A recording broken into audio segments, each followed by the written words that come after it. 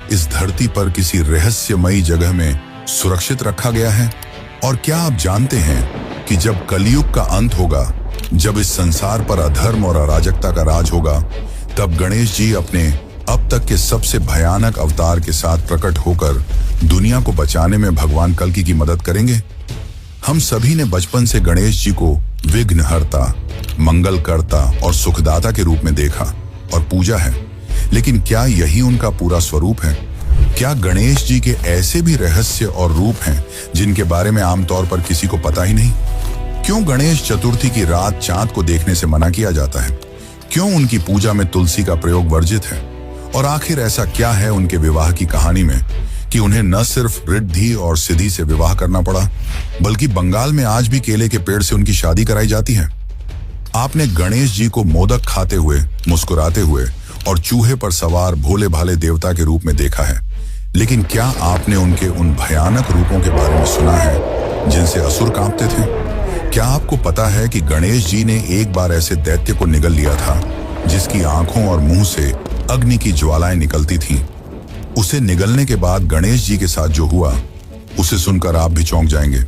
और क्या आप ये भी जानते हैं कि गणेश जी का सीधा संबंध आपके शरीर की सबसे रहस्यमयी शक्ति कुंडलिनी शक्ति से है? और सबसे बड़ा सवाल, क्या गणेश जी का ऐसा भी एक तांत्रिक स्वरूप है जिसके बारे में सिर्फ कुछ ही लोग जानते हैं? एक ऐसा रूप जिसे देखकर शायद आप गणेश जी को पहले जैसा भोला भाला ना मान पाएं। दोस्तों, गणेश जी सिर्फ एक देवता नहीं, बल्कि ऐसे रहस्य हैं जो आपके होश उड़ा देंगे। उनकी कथाएं सिर्फ बच्चों की कहानियां नहीं, बल्कि ब्रह्मांड और मानव जीवन के गहरे रहस्यों से जुड़ी हुई हैं। और आज इस डॉक्यूमेंट्री में हम उन अनसुनी कहानियों और छिपे हुए रहस्यों से पर्दा उठाने वाले हैं जो आपको झकझोर कर रख देंगे। तो जुड़ जाइए हमारे साथ, क्योंकि आने वाले कुछ मिनटों में हम आपको गणेश जी ऐसे दिखाएंगे जैसे आपने उन्हें कभी नहीं देखा। हम आपको बताएंगे उन रूपों और अनसुनी कथाओं के बारे में जो आपको हैरान कर देगी। तो चलिए चलते इस अद्भुत और रहस्यमयी यात्रा पर। लेकिन उससे पहले, अगर आपको ये वीडियो अच्छी लग रही है तो कमेंट में गणपति बप्पा मोरया जरूर लिखें।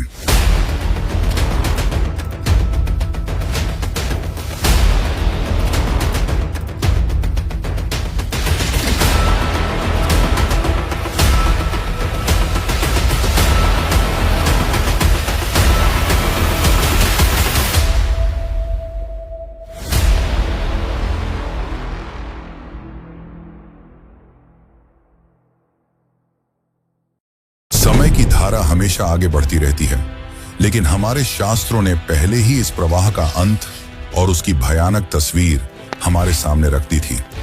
भविष्य पुराण के अनुसार जब कलयुग अपने अंतिम पड़ाव पर पहुंचेगा, तो इस धरती का रूप वैसा नहीं रहेगा जैसा हम आज देखते हैं। नदियां सूख जाएंगी, खेत बंजर हो जाएंगे और इंसान की भूख इतनी बढ़ जाएगी कि वह अपने ही भाई के मांस तक को खाने पर मजबूर हो जाएगा। समाज में छल और धोखा आम बात होगी। सगे संबंधी एक दूसरे के विरुद्ध खड़े होंगे और माता पिता का सम्मान करने के बजाय लोग उन्हें बोझ समझेंगे। धर्म और सत्य की बात करने वाले उपहास का पात्र बनेंगे और अधर्म का परचम हर ओर लहराएगा। चारों ओर अराजकता, युद्ध, लालच और क्रूरता का बोलबाला होगा। इसी समय प्रकट होगा एक महाभयंकर असुर, कलिराज। ये वही कली होगा जो मनुष्यों के भीतर छिपे अंधकार को और गहरा करेगा। वह असुर केवल बाहर से ही नहीं, बल्कि भीतर से भी लोगों को भ्रष्ट करेगा। उसके प्रभाव से इंसान अपनी ही आत्मा को भूल जाएगा। उसकी करुणा और दया हमेशा के लिए विलुप्त हो जाएगी। यह दृश्य इतना भयानक होगा कि देवता भी भयभीत हो उठेंगे। लेकिन यहीं पर आरंभ होगा एक नए युग का संघर्ष। शास्त्र कहते हैं कि जब कलयुग अपने चरम पर होगा, तभी विष्णु का 10वां और अंतिम अवतार कल्कि प्रकट होगा। वे एक श्वेत अश्व पर सवार होकर हाथ में चमकती तलवार लिए अवतरित होंगे और अधर्म के विरुद्ध धर्म की अंतिम जंग छेड़ेंगे। किंतु सबसे चौंकाने वाली बात यह है कि इस युद्ध में कल्कि अकेले नहीं होंगे। उनके साथ एक और दिव्य शक्ति प्रकट होगी, स्वयं गणेश जी अपने रहस्यमयी अवतार धूमकेतु के रूप में। धूमकेतु गणेश एक ऐसा रूप जिसकी कल्पना करना भी हमारे लिए कठिन है। उनका स्वरूप धुएं और अग्नि से भरा होगा। वे एक तेजस्वी नीले घोड़े पर सवार होकर आएंगे। उनकी आंखों में दहकती ज्वालाएं होंगी और उनके चारों ओर ऐसा प्रकाश फैलेगा मानो स्वयं ब्रह्मांड जल रहा हो। यह धूमकेतु अवतार कल्कि के साथ मिलकर असुर कली और उसके अनुचरों का संहार करेगा। यह कोई साधारण युद्ध नहीं होगा, बल्कि वह अंतिम महासंग्राम होगा। भगवान गणेश, जिन्हें हम मोदक प्रिय, सरल और प्यारे स्वरूप में जानते हैं, वे उसी गणेश का भयंकर और अग्नि से लिपटा हुआ धूमकेतु रूप बनकर कली जैसी ताकत को समाप्त करेंगे, जिसके बाद इस धरती पर एक नए युग की स्थापना होगी। तो सोचिए, वो गणेश जी जिन्हें हम बच्चे की मासूमियत और माता पार्वती के दुलारे रूप में देखते आए हैं, वही गणेश जी भविष्य में प्रकट होकर इस सृष्टि के उद्धारक भी बनेंगे। यही है कलयुग का सबसे बड़ा रहस्य और यही है गणेश जी का भविष्य का अवतार धूमकेतु। लेकिन यह आगे की कहानी है और अधूरी भी, क्योंकि गणेश जी का यह पहला भयानक रूप नहीं है। उन्होंने ऐसे और भी कई रूप लिए हैं, जिनमें सबसे खतरनाक है उच्छिष्ट गणपति, जो काम वासना में सदैव लीन रहते हैं। लेकिन उनके बारे में जानने से पहले हम गणेश जी के बारे में कुछ और अनसुनी बातें जानते हैं, जो आपने कभी नहीं सुनी होंगी। गणेश जी को हम प्रायः चूहे पर सवार, भोले भाले, मोदक प्रेमी और सरल हृदय देवता के रूप में देखते हैं। लेकिन हमारे शास्त्रों और पुराणों में उनका एक और स्वरूप है, वीर योद्धा। जब जब इस सृष्टि पर दानवों और असुरों का अत्याचार बढ़ा, तब तब गणेश जी ने अपने दिव्य रूप धारण कर उन राक्षसों का संहार किया और देवताओं व मानवों को भय और आतंक से मुक्त कराया। यह रूप बहुत कम लोग जानते हैं, लेकिन यह कथाएं गणेश जी के अद्वितीय साहस और शक्ति की झलक दिखाती हैं। सबसे पहले बात करते हैं सिंधुरासुर की। यह असुर इतना शक्तिशाली था कि उसका नाम सुनकर ही देवता कांप जाते थे। उसने तपस्या कर वरदान पाया था और अमृतत्व के बल पर तीनों लोकों में उत्पात मचा रखा था। कोई भी देवता उसके सामने टिक नहीं पाता। अंततः सभी देवता भगवान गणेश के शरण में पहुंचे। गणेश जी ने उस समय मोरेश्वर रूप धारण किया, 6 हाथों वाले मोर पर सवार। उन्होंने सिंधुरासुर के साथ भीषण युद्ध किया और उसके उदर को फाड़कर उसमें छिपा अमृत बाहर निकाल दिया। जब अमृत नष्ट हुआ, तब जाकर सिंधुरासुर का आतंक समाप्त हुआ। यह वही कथा है जिसके बाद महाराष्ट्र में मोरेश्वर मंदिर की स्थापना की गई। इसके बाद आता है मत्सरासुर, मत्सर यानी ईर्ष्या, और यह असुर उसी भाव का प्रतीक था। वह देवताओं से इतना ईर्ष्यालु था कि पूरी सृष्टि पर शासन करना चाहता था। तपस्या कर उसने वरदान पाया और फिर अहंकार में चूर होकर तीनों लोकों पर अधिकार जमाने निकला। देवता भयभीत होकर गणेश जी की शरण में पहुंचे। तब गणेश जी ने वक्रतुंड अवतार धारण किया, विशाल स्वरूप, हाथों में अस्त्र शस्त्र। उन्होंने मत्सरासुर और उसके दोनों पुत्रों का वध कर दिया और संसार को ईर्ष्या और घमंड के बोझ से मुक्त कराया। यह कथा हमें यह भी सिखाती है कि ईर्ष्या चाहे असुर की हो या इंसान की, उसका अंत विनाश ही होता है। लेकिन इन सब में सबसे अद्भुत कथा है अनलासुर की। यह असुर इतना भयानक था कि उसकी आंखों और मुंह से ज्वालामुखी जैसी आग निकलती थी। उसके सामने कोई भी जीव टिक नहीं पाता, क्योंकि जो भी उसके पास आता वह उसकी अग्नि से भस्म हो जाता। देवता भयभीत होकर गणेश जी को पुकारते हैं। तब गणेश जी ने अपनी शक्ति से एक विराट रूप धारण किया, इतना विशाल कि उनका स्वरूप आकाश को छूने लगा। उन्होंने अनलासुर को युद्ध के लिए ललकारा।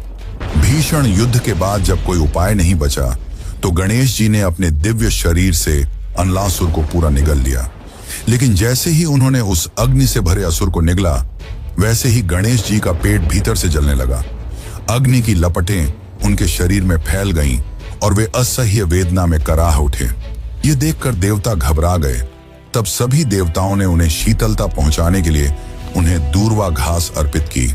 जैसे ही गणेश जी ने दूर्वा घास ग्रहण किया, उनकी पीड़ा समाप्त हो गई और तभी से गणेश जी को दूर्वा चढ़ाने की परंपरा शुरू हुई। अगर आप सोच रहे हैं कि यह केवल एक पौराणिक कथा है, तो आपको जानकर आश्चर्य होगा कि आधुनिक विज्ञान भी दूर्वा घास के महत्व को मानता है। आयुर्वेद और आधुनिक चिकित्सा दोनों में दूर्वा को औषधीय पौधा माना गया है। इसमें अल्कलॉइड्स और बायोएक्टिव कंपाउंड्स पाए जाते हैं, जो पेट की जलन, एसिडिटी, अल्सर्स और डिजेशन की समस्याओं को कम करने में मदद करते हैं। आज भी मेडिकल की एक अदम्य योद्धा भी हैं। लेकिन क्या आपने कभी जाना है इस अदम्य योद्धा का जन्म कैसे हुआ और क्यों उन्हें एक दंत कहा जाता है? आखिर इसकी असली सच्चाई क्या है? और सबसे बड़ी बात, क्या आज भी गणेश जी का असली सिर धरती पर ही कहीं मौजूद है? तो चलिए अब इन रहस्यों को भी जानते हैं। हिमालय की बर्फीली चोटियों पर बसा कैलाश पर्वत, शांत वातावरण, चारों ओर बर्फ से ढकी चोटियां और बीच में माता पार्वती अपने महल में स्नान की तैयारी कर रही थी। लेकिन इस शांति के बीच उनके मन में एक चिंता थी।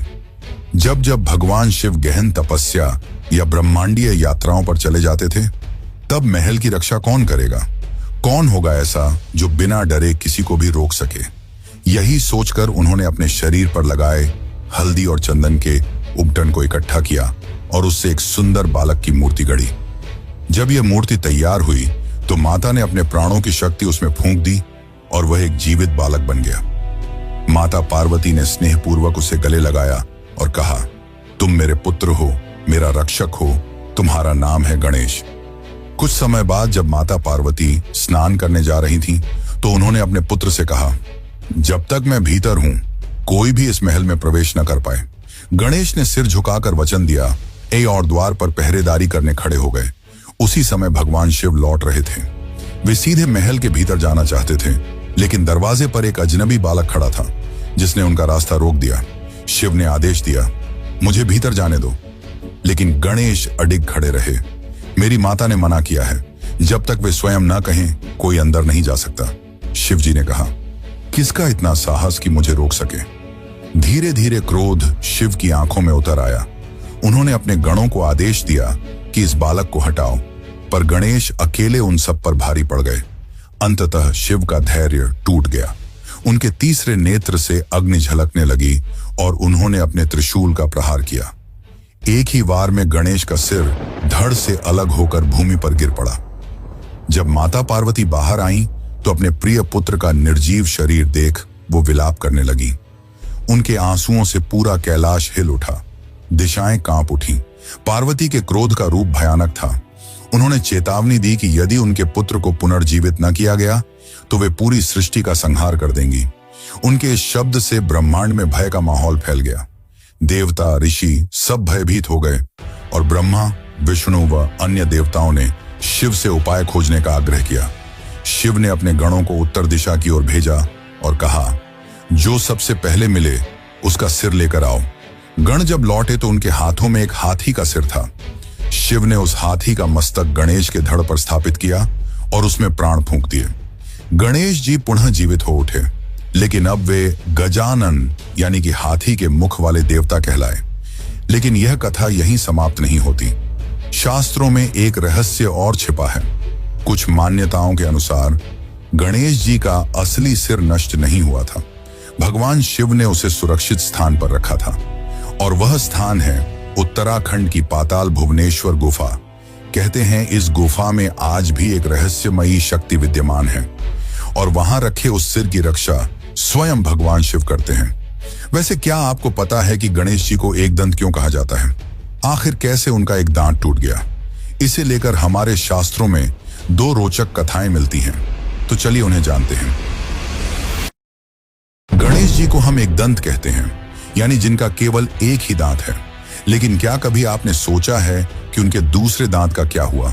क्यों टूटा और कैसे टूटा? यह कोई साधारण घटना नहीं थी, बल्कि इसके पीछे छिपी हैं दो अद्भुत कथाएं।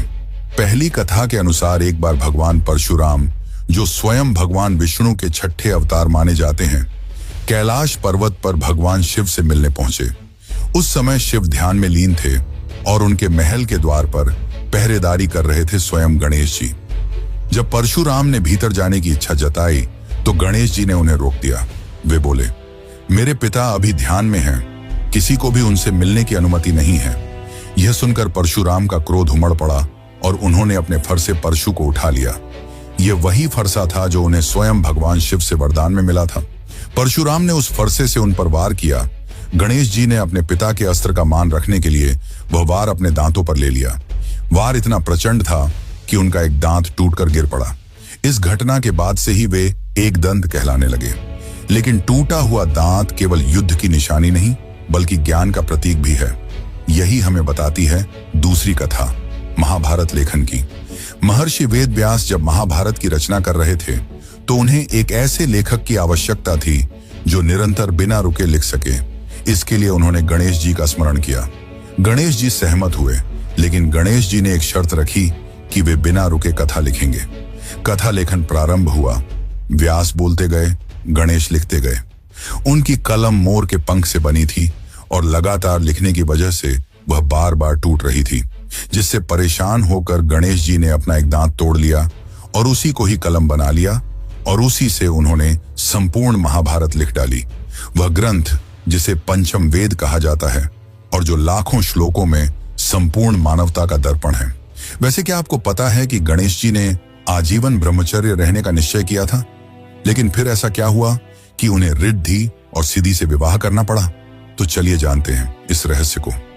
लेकिन उससे पहले अगर आपको वीडियो अच्छी लग रही है तो इसे एक लाइक जरूर करें। कहा जाता है कि एक बार गणेश जी गंगा तट पर गहन तपस्या में लीन थे। उसी समय वहां से तुलसी देवी गुजरी। जब उनकी नजर गणेश जी के तेजस्वी और मनोहर रूप पर पड़ी तो वे उन पर मोहित हो गईं और उन्होंने गणेश जी के सामने विवाह का प्रस्ताव रख दिया। तब गणेश जी ने शांत स्वर में उत्तर दिया, मैं एक ब्रह्मचारी हूं। मेरा जीवन तप और साधना के लिए समर्पित है। विवाह का बंधन मेरे लिए नहीं। यह बात तुलसी देवी को सहन नहीं हुई और उन्होंने क्रोध में आकर गणेश जी को श्राप दे दिया, तुम्हारा विवाह अवश्य होगा और वह भी 2-2 बार होगा। श्राप सुनते ही गणेश जी भी क्रोधित हो उठे। उन्होंने तुलसी देवी को प्रतिश्राप दिया, तुम सदा एक पौधे के रूप में पृथ्वी पर रहोगी और मेरी पूजा में कभी स्वीकार नहीं की जाओगी। तभी से गणेश पूजा में तुलसी का प्रयोग वर्जित है। लेकिन तुलसी के श्राप को भी सत्य होना था। समय बीता और ब्रह्मा जी ने अपनी योग शक्ति से 2 दिव्य कन्याओं को उत्पन्न किया, रिद्धि और सिद्धि। रिद्धि समृद्धि की देवी मानी जाती हैं और सिद्धि बुद्धिमत्ता की। ब्रह्मा जी ने गणेश जी को उनका गुरु बनाया। दोनों बहनें गणेश जी से शिक्षा पाने लगीं। धीरे धीरे समय बदला और नियति ने वही करवाया जो तुलसी के श्राप में कहा गया था। रिद्धि और सिद्धि का विवाह स्वयं गणेश जी से हो गया। इस पावन विवाह से गणेश जी को 2 पुत्र हुए, शुभ और लाभ। तभी से घरों में अक्सर यह कहा जाता है कि जहां गणेश होंगे वहां शुभ और लाभ स्वतः ही उपस्थित होंगे। लेकिन विवाह की कथाएं यहीं समाप्त नहीं होती। भारत के पूर्वी भाग, विशेषकर बंगाल में एक अलग परंपरा है। वहां मान्यता है कि गणेश जी का विवाह एक बार केले के पेड़ से भी हुआ था। कथा के अनुसार एक दिन माता पार्वती बहुत अधिक भोजन करने लगी। यह देख गणेश जी ने आश्चर्य से पूछा, मां, आप इतना अधिक क्यों खा रही हैं? पार्वती ने मुस्कुराकर उत्तर दिया, मुझे डर है कि कहीं तुम्हारी पत्नी मुझे पर्याप्त भोजन न दे पाए। ये सुनकर गणेश जी तुरंत बाहर गए, एक केले का पेड़ काट कर ले आए और माता से बोले, यह है आपकी बहू, यह आपको कभी भूखा नहीं रखेगी। तभी से बंगाल में दुर्गा पूजा के समय केले के पेड़ को साड़ी पहनाकर उसे गणेश जी की पत्नी के रूप में उनके बगल में स्थापित किया जाता है। लेकिन क्या आपने कभी सोचा है कि गणेश जी को विघ्नहर्ता और विघ्नकर्ता क्यों कहा जाता है और क्यों सबसे पहली पूजा गणेश जी की ही की जाती है? तो चलिए अब जानते हैं इसके पीछे की असली सच्चाई। गणेश जी को हम विघ्नहर्ता कहते हैं, हर बाधा को दूर करने वाले। यही कारण है कि जब भी कोई नया काम शुरू होता है, कोई शुभ अवसर आता है या कोई पूजा अर्चना होती है तो सबसे पहले उनका आह्वान किया जाता है। शास्त्रों में स्पष्ट लिखा है कि बिना गणेश वंदना के कोई भी कार्य सफल नहीं होता। लेकिन इसके पीछे सिर्फ परंपरा नहीं बल्कि एक गहरा रहस्य छिपा है। एक बार की बात है, सभी देवता यह विवाद करने लगे कि कौन सबसे श्रेष्ठ है और किसकी पूजा सबसे पहले की जानी चाहिए। इस विवाद का निपटारा करने के लिए एक प्रतियोगिता रखी गई। जो सबसे पहले पूरी पृथ्वी का चक्कर लगाकर वापस आएगा वही प्रथम पूज्य कहलाएगा। कार्तिकेय अपने तेज वाहन मोर पर सवार होकर तुरंत निकल पड़े, लेकिन गणेश जी, जिनका वाहन एक साधारण चूहा था, वे मुस्कुराए और माता पिता शिव पार्वती की परिक्रमा कर बोले, मेरे लिए आप ही संसार हैं। उनकी बुद्धिमानी और भक्ति देखकर देवताओं ने स्वीकार किया कि गणेश जी ही प्रथम पूज्य हैं। तभी से हर पूजा की शुरुआत उन्हीं के नाम से होती है। पर गणेश जी का स्वरूप केवल विघ्नहर्ता तक सीमित नहीं है, वे उतने ही विघ्नकर्ता भी हैं। जब हम धर्म और सद्गुणों की राह पर होते हैं तो वे हमारे सारे अवरोध मिटा देते हैं और हमारी यात्रा सरल बना देते हैं। लेकिन जब हम गलत राह पर चलते हैं, जब हमारे कदम पाप, छल या अन्याय की ओर बढ़ने लगते हैं, तब वही गणेश हमारे मार्ग में विघ्न खड़े कर देते हैं। वे रुकावटें जिन्हें हम अक्सर बदकिस्मती समझ बैठते हैं, दरअसल उनके संकेत होते हैं कि हम गलत रास्ते पर हैं। सोचिए, अगर हमें कभी कोई कठिनाई ही न मिले, अगर हर राह इतनी आसान हो कि हम चाहे जैसे भी जिएं, तो शायद हम गलतियों से कभी न रुकें। गणेश जी का विघ्नकर्ता रूप हमें रुकने पर मजबूर करता है, सोचने का अवसर देता है और सही दिशा की ओर मोड़ देता है। यही कारण है कि उनकी पूजा सबसे पहले होती है, क्योंकि वे ही तय करते हैं कि आगे बढ़ने वाला मार्ग शुभ है या अशुभ। तो मित्रों, जब अगली बार आपके जीवन में अचानक कोई रुकावट आए, तो उसे सिर्फ बदकिस्मती मत समझना। हो सकता है वो गणेश जी का आशीर्वाद हो, जो आपको गलत दिशा से हटाकर सही राह दिखा रहा हो। यही गणेश जी का असली वरदान है। वे हमारे विघ्न भी हैं और हमारे उद्धारक भी। लेकिन क्या आपको पता है कि गणेश जी ने एक ऐसा रूप भी लिया था जो सदा काम वासना और स्त्री संबंध में लीन रहते थे? लेकिन आखिर ऐसा क्यों? गणेश जी को हम सब ने हमेशा विघ्नहर्ता, बुद्धि और समृद्धि के देवता के रूप में जाना है। लेकिन क्या आप जानते हैं कि गणेश जी का एक ऐसा रूप भी है जिसे देखकर कई लोग चौंक जाते हैं? वह रूप है उच्छिष्ट गणपति। यह स्वरूप साधारण पूजन का हिस्सा नहीं है, बल्कि तंत्र, अघोर और गुप्त साधनाओं से जुड़ा हुआ है। कथाओं में वर्णन है कि उच्छिष्ट गणपति को ऐसा स्वरूप माना गया है जिसमें वे सदैव काम वासना और स्त्री संबंध में लीन रहते हैं। उनकी मूर्तियां अक्सर उन्हें एक स्त्री के साथ गहन आलिंगन में दिखाती हैं। सवाल उठता है, आखिर वह गणेश जो विवेक और संयम के देवता माने जाते हैं, उन्होंने ऐसा रूप क्यों धारण किया? तांत्रिक मान्यताओं के अनुसार इसका रहस्य और भी गहरा है। यहाँ यह रूप भोग और मोक्ष के मिलन का प्रतीक है। तो सोच कर देखिए, जिस गणेश को हम मासूम, मोदक प्रिय और बाल स्वरूप में देखते हैं, उनका यह भयावह तांत्रिक और रहस्यमय रूप कहीं ना कहीं इंसान की आकांक्षा, कामना और मोक्ष की पूरी यात्रा का रहस्य समेटे हुए हैं। लेकिन यह तो बस शुरुआत है। उच्छिष्ट गणपति के असली रहस्य, उनकी तांत्रिक कथाएं और उनका वह अघोरी स्वरूप जो अब तक छुपा रहा है, हम आपके सामने लाएंगे अगली डॉक्यूमेंट्री में। तो तैयार रहिए, क्योंकि अगली बार गणेश जी का यह रूप